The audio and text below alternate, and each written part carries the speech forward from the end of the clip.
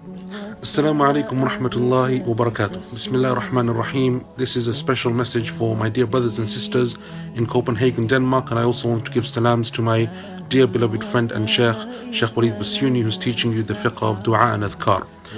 Inshallah ta'ala, your upcoming course on the weekend of the 6th to the 8th of May is Lost in Translation, the art of contemplating the Quran.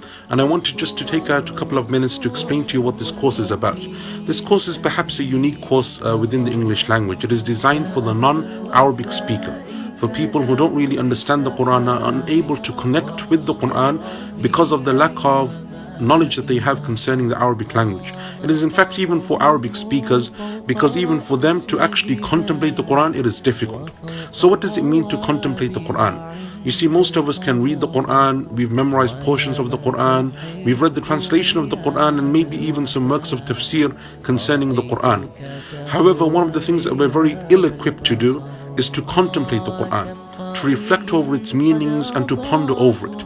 Why does Allah subhanahu wa ta'ala, for example, jump from one story to another or one topic to another within a single surah? Why doesn't Allah Azza wa Jal ever complete a whole story within a surah? Why does He separate the story and make it go over many different parts, over many different surahs?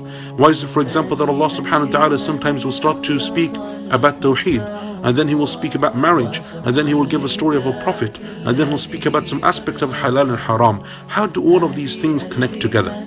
This course, inshallah ta'ala, is designed for people like me and you, to give you the tools, the guidelines, the principles by which to contemplate the Quran, the book of Allah subhanahu wa ta'ala. We will study, inshallah ta'ala, how to use the resources that are available to us in the English language, like the translations of the Quran, the works of tafsir that have been translated into the English language. We will look at, for example, what it is that you're supposed to look out for when it comes to contemplating the Quran. What are the signs, or what are the things that when you see them in the Quran, you read them, you stop, it is a sign or a time to pause and to reflect. We will look at, for example, the parameters of contemplating the Quran. How do you know that your contemplation is correct, that it's not something that falls into the boundary of the haram and the impermissible? We will look at how to find the theme of each and every single surah of the Quran, because once you know the theme of a surah, it is then easy to understand why Allah Azza wa Jal mentions so many different topics, and why Allah subhanahu wa ta'ala jumps from one topic to another.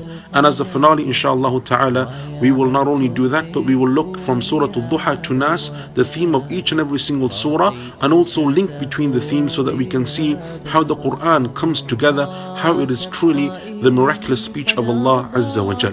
So inshallah, on the weekend of May 6 to 8, inshallah ta'ala, in Copenhagen.